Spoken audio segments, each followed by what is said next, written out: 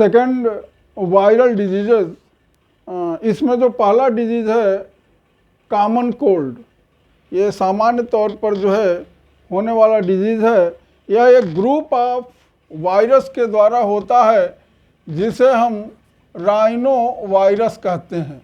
A group of virus which causing common cold is known as rhino virus.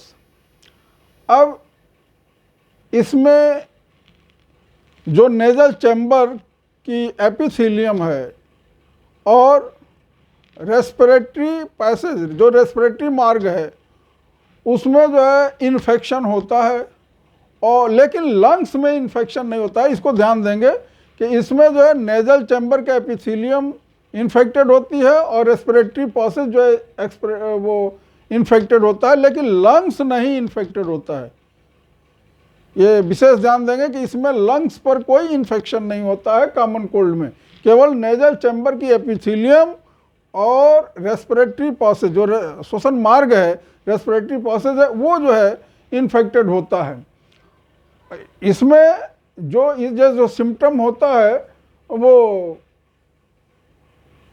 इसका जो transmission होता है एक पर्सन से दूसरे पर्सन, क्योंकि ये इन्फेक्शियस डिजीज है, तो जो स्नीजिंग ड्रॉपलेट, यानी जो पर्सन के इन्फेक्टेड पर्सन है उससे जो छींक आती है, स्नीजिंग ड्रॉपलेट्स जो गिरते हैं, और उसके द्वारा जो बुक, पेन या जो भी जो है यूटेंसिल जो है उसके द्वारा, जो इन्फेक्टेड पर्सन के द्वारा जो टच किया जाता है, और फिर उसको कोई दूसरा पर्सन जो है टच करता है, तो वो दूसरा जो हेल्दी पर्सन है वो भी इन्फेक्टेड हो जाता है।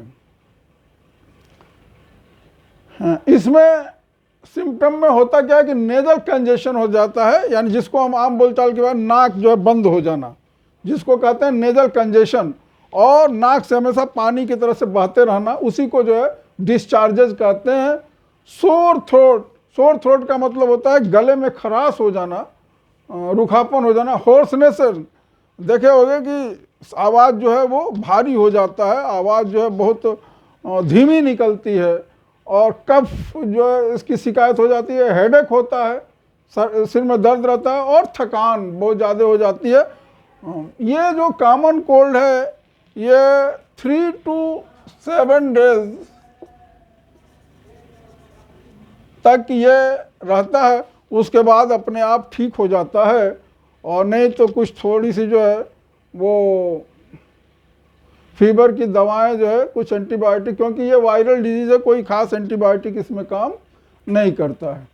अब नेक्स्ट जो वायरल डिजीज़ हम लोग पढ़ेंगे वो है dengue fever.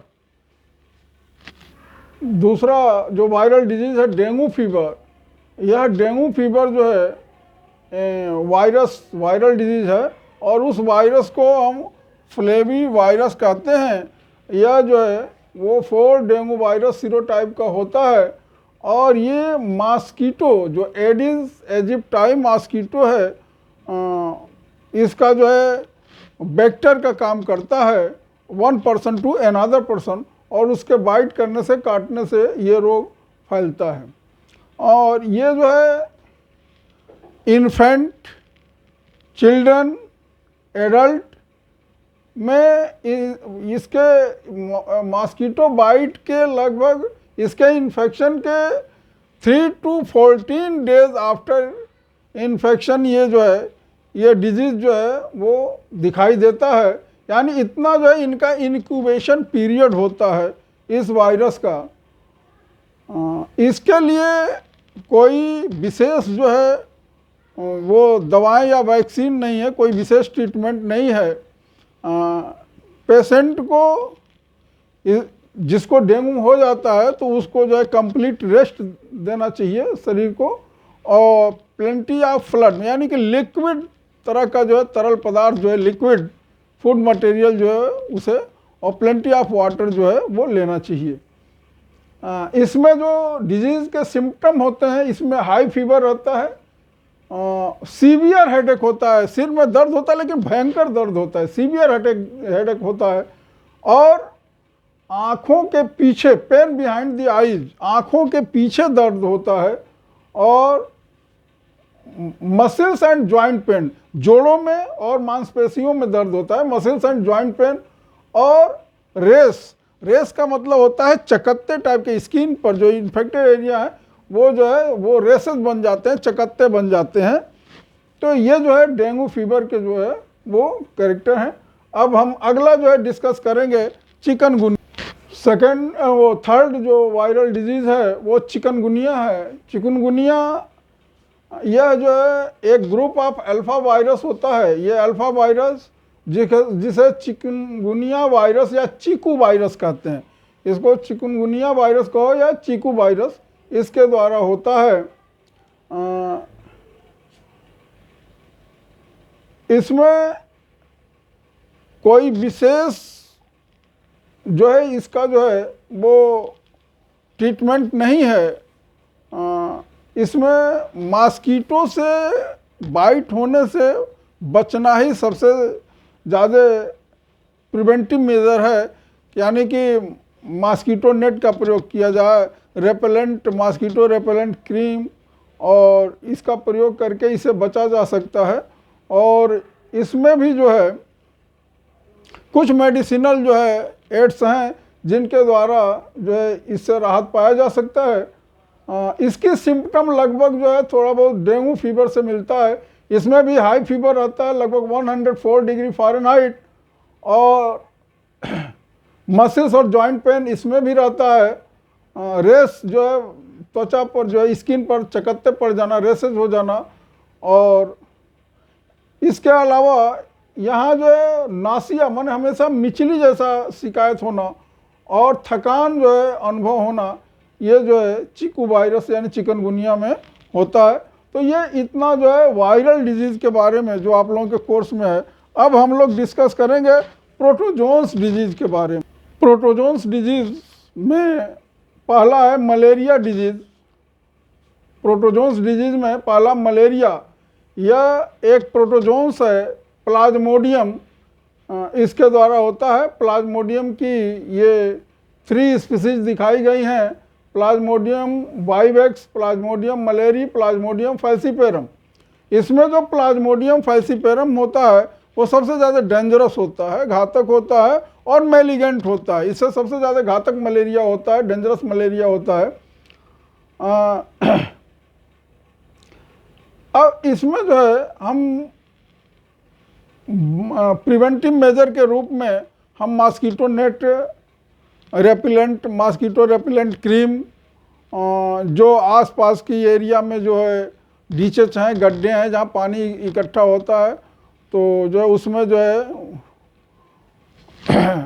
Insecticide DDT, dichloro diphenyl ट्राइक्लोरोइथेन, ये डीडीटी और बीएचसी।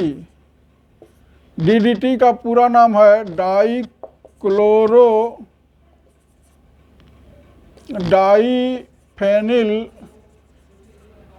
ट्राइक्लोरोएथेन,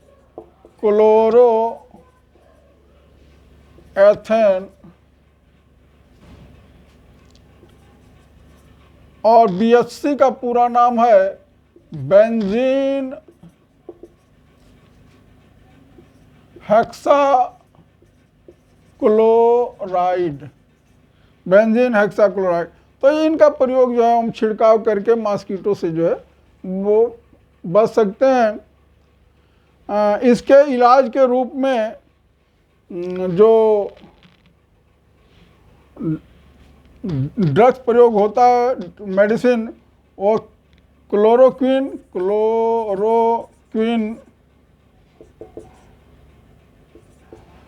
क्विनीन,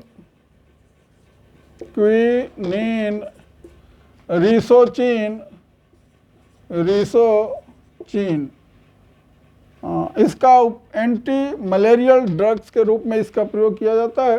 यह मलेरिया ड्रग्स की खोज भी एक जो है बड़ा ही रोचक तथ्य है। एक बार सिनकान के राजकुमारी को मलेरिया रोग हुआ था, और वहाँ पर जो है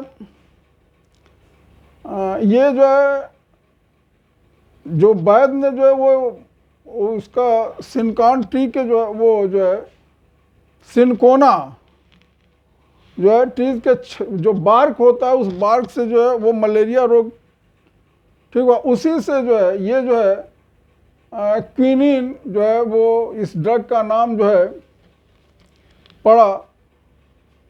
अब लाइफ साइकिल ऑफ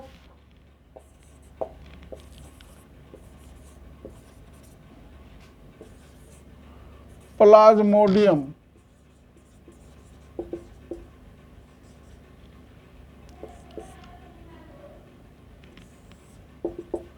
प्लाज्मोडियम एक डाइजेंटिक पैरासाइट है, डाइजेंटिक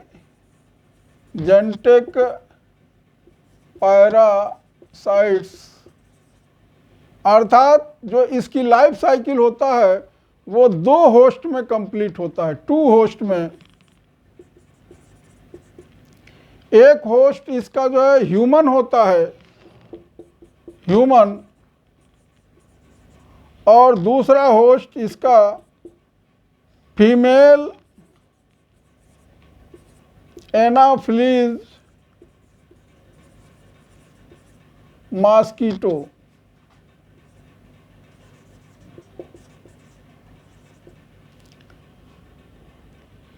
तो 2 होस्ट में इसका लाइफ साइकिल कंप्लीट होता है, ह्यूमन और फीमेल एनाफिलीज मॉस्किटो, जिसमें ह्यूमन में एसेक्सुअल रिप्रोडक्शन होता है और फीमेल एनाफिलीज मॉस्किटो के अंदर सेक्सुअल रिप्रोडक्शन होता है। इसमें भी एक फैक्ट है कि चूंकि इसके एसेक्सुअल रिप्रोडक्शन के लिए वार्म टेम्परेचर चाहिए, तो चूंकि मैमल्स यानी ह्यूमन जो है वार्म ब्लडेड होता है, तो इसलिए इसके अंदर एसेक्सुअल रिप्रोडक्शन होता है।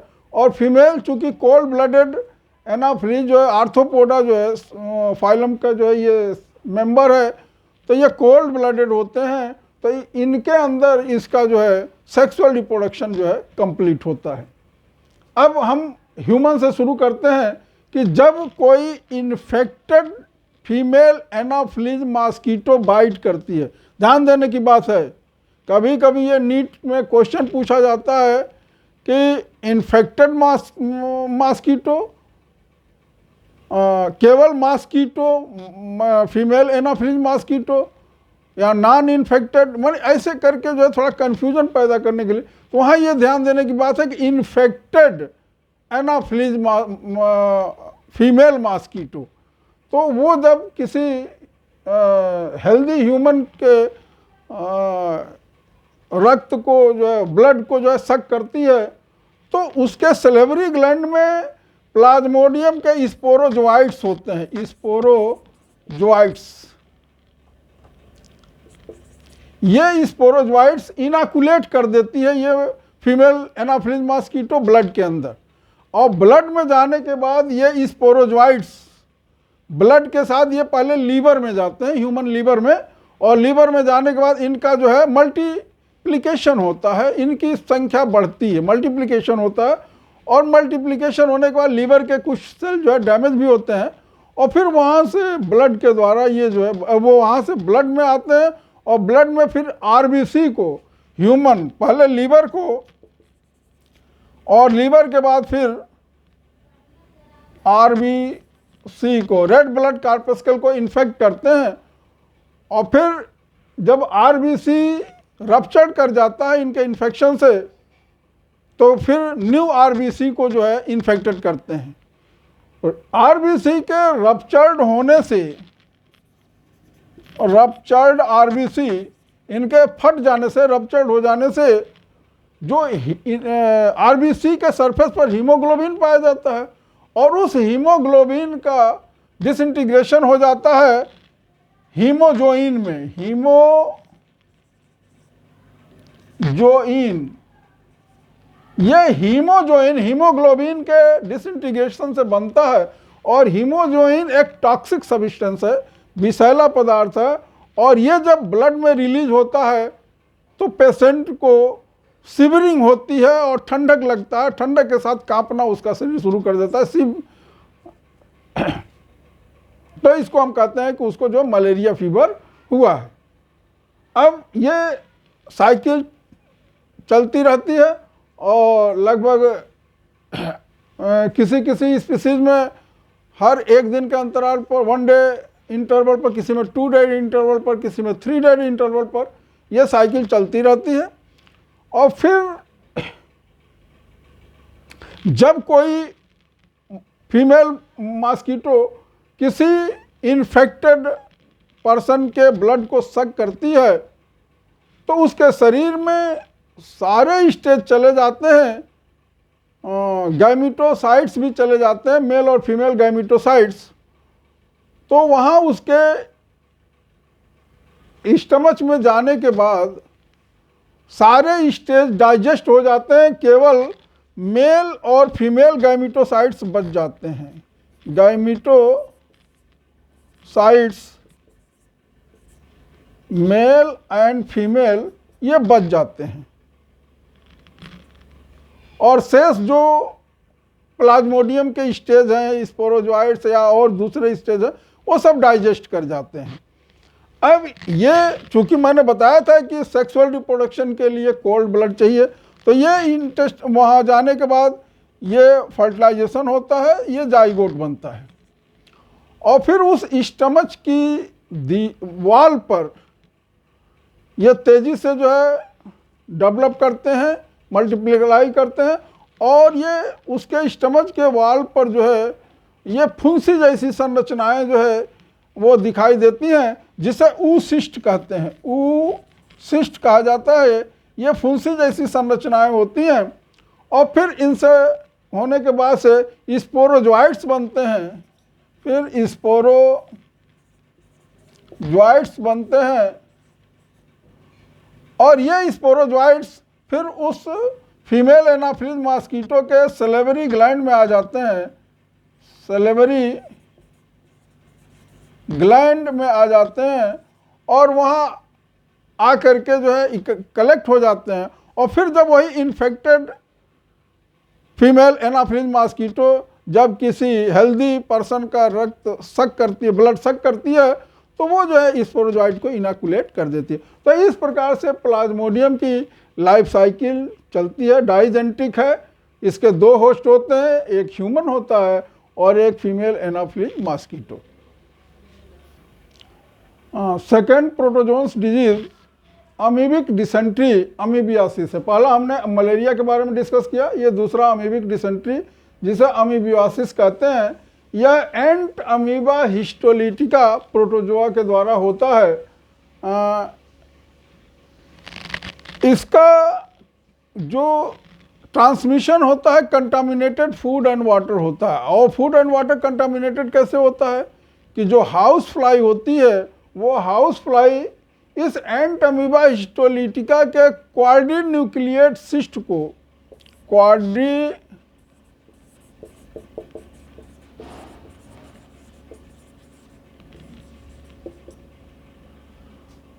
न्यूक्लिएटेड सिस्ट को, जैसे कि वो इन्फेक्टेड पर्सन के स्टूल यानी मल के साथ वो बाहर निकलता है और जैसे नालियों में या खेतों में बहता है, वहाँ पर जो चूँकि हाउस फ्लाई की जो हैबिट होती है वो बहुत ही गंदी हैबिट होती है। वो वही जो है वो फीकल मैटर पर बैठेगी, मल मूत्र पर बैठेगी और वही से जो है क्वाड्री न्यूक्लिएट सिस्ट को लेकर के आ करके और हमारे फूड मटेरियल पर भी बैठ जाएगी, खाद्य पदार्थ जो उसको ढक करके और सही तरीके से नहीं रखा गया है। हमारे खुले हुए वाटर पर जो है वो अगर जो किसी यूटेंसिल में रखा है तो उस पर बैठ करके कंटामिनेशन कर देती है।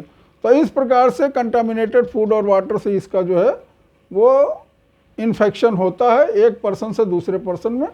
और इसमें जो है जो सिम्टम होता है इस डिजीज़ का, वो इसमें एब्डोमिनल पेन यानी कमर रीजन में दर्द होता है, कॉन्स्टिपेशन कब्ज हमेशा बना रहता है, क्रैम्प्स और आंतों में ऐंठन होती है, पेट में जैसे लगता है कि ऐंठ रहा है मल त्याग करते समय या वैसे भी हमेशा। और जो स्टूल होता है, जो फीकल मैटर बाहर निकलता है, जो मल निकलता है बाहर, उसमें अधिक मात्रा में एक्सेस ऑफ म्यूकस और ब्लड क्लॉट रहता है। जो इंटेस्टाइनल वॉल से जो ब्लड निकलता है वो इनका इन्फेक्शन से वो म्यूकस के साथ ब्लड क्लॉट भी जो है वो मल के साथ बाहर, स्टूल के साथ बाहर निकलता है। तो इस प्रकार से ये प्रोटोजोन्स डिजीज़ के बारे में हमने डिस्कस किया। अब नेक्स्ट वीडियो में हम जो है फंगल डिजीज़ से शुरू करेंगे। धन्यवाद।